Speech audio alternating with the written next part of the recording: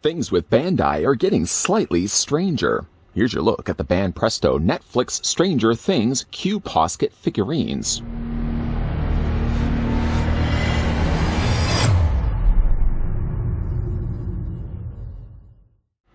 Collaboration with Stranger Things and our QPosket figure brand by Banpresto, a line of unique and recognizable style that allows for the adaptation of any character.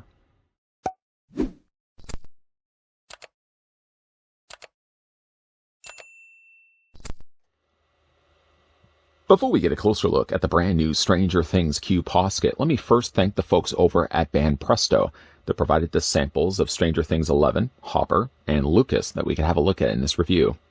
Let's first find out how tall the figures stand. I'm looking at it right now, and 11 and Lucas seem to be about the same height, with Hopper being the tallest of the three. I'm going to take my ruler and put it right next to 11, for example. And looking at this, the figure's almost 6 inches, just maybe a hair shorter than that. But let's go about 6 inches and about 15 centimeters in height. And she's about the same height also as Lucas, so we're going to skip that and go right to Hopper. Hopper is going to be the taller of the three. And again, looking at that against my ruler, the figure is standing around 6.5 inches or almost 16.5 centimeters in height. When you get the figures out of their boxes, some assembly is required, and I thought I would do it here in this video. We're going to start things off first with 11. I want to show you the parts that consist of the figure. So you got like the main body, you got a display stand, and then you got the head that pops on top. We're going to go ahead and grab a knife here. And we're going to start things off first by slicing across the head for 11. Well, not across the head for 11, but at least the bag that contains it. And we're going to do the exact same thing on all the three. Removing the head carefully for 11. And then removing her body. And then removing the display stand. Again, the assembly on these super easy. I'm going to start things first with the body and attach it to the display stand. In this case, you have to spread the legs like this so that they actually line up properly with the holes. And just plug it into place like that. And then go ahead and take the head and we'll pop it on top. Just lining everything up right. Now, one thing you'll notice here is the socket section, the part that the peg fits into, actually seems like it's a hexagonal shape, and yet it's going to fit on top of a circle. The reason they probably do this is so that the head isn't loose. I probably should have maybe done this first and then attached the figure onto the display stand. But yeah, there's 11. Pretty simple when it comes to assembly. Hopper, I've already taken the liberty of taking out of the bag. Let's do things differently here and first put the head on top of the post. There we go. That's probably a lot easier. And then we'll go ahead and take the figure and attach it to the display stand. We want to make sure that QPosket is facing forward. And then just line the pegs up. And there you have Hopper.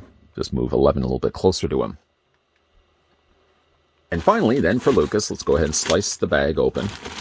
Slice the bag open. And slice the bag open. Doing this with a knife, just be careful that you're not hitting your fingers by mistake. Taking out the head for Lucas.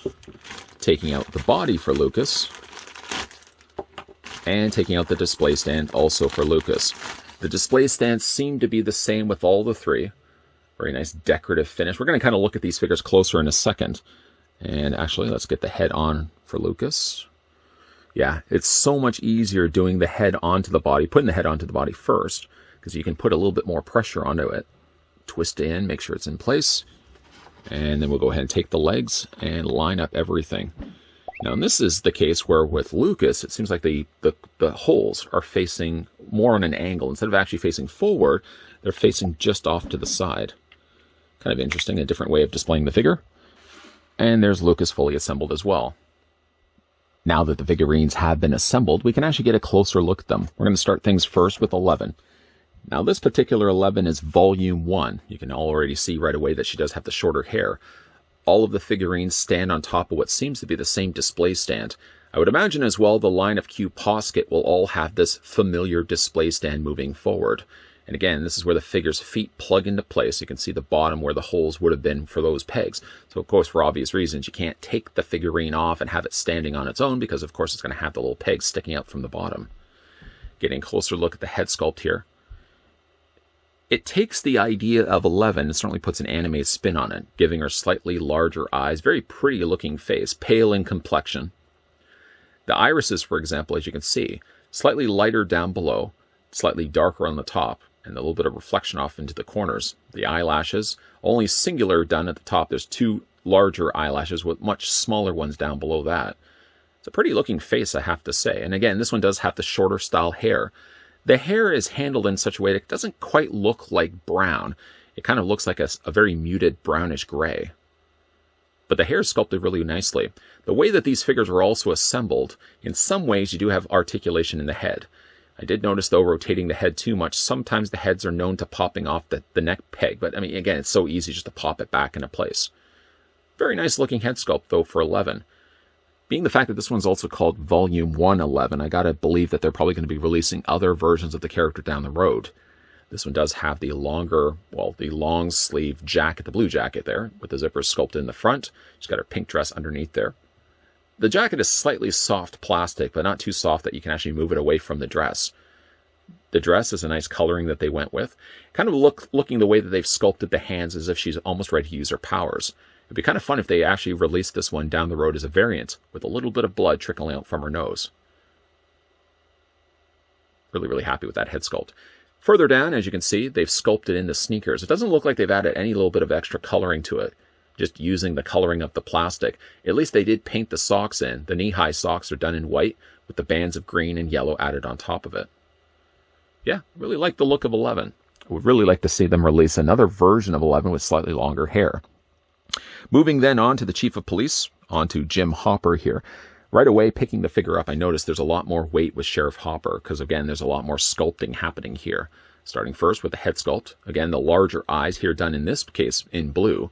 Darker further up with, again, that little bit of reflection. This one has a lot more stubble than, of course, 11. Nice looking face, though. This one does have the hat. The hat isn't removable. It was part of the head sculpt.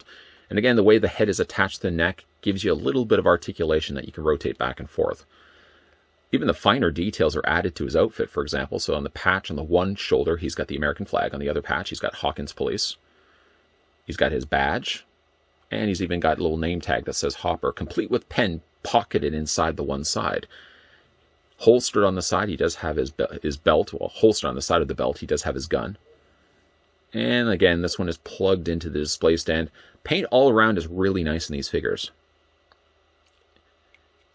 And spin it around. Hopper does have one of my favorite hair sculpts, I think, of the three figures that we're looking at here. I really like the way they've handled the hair. Yeah, nice looking figure for Hopper. Then, lastly, on to Lucas. I gotta imagine that we are going to be getting the rest of the gang, not just simply going to be getting Lucas. I'd like to see what they would be doing, for example, with Dustin. I think Dustin would be fun in this kind of styling. Once again, oversized eyes. Lucas does have the bandana in this case, not removable. Nice sculpting on the hair as well. The camouflage colors are clean, like the paint is really cleanly applied here. Just the way that they've also sculpted the eyes really adds a lot of life and personality to these characters.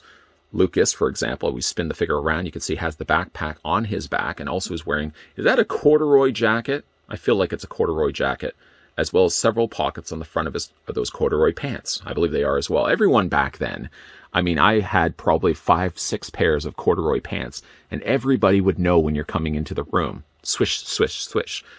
He does have the sneakers, again, plugging into the same QPosket display stand. He's a little bit lighter. He's about the same weight as 11, and certainly not as heavy as Hopper. But overall, really nice looking figures.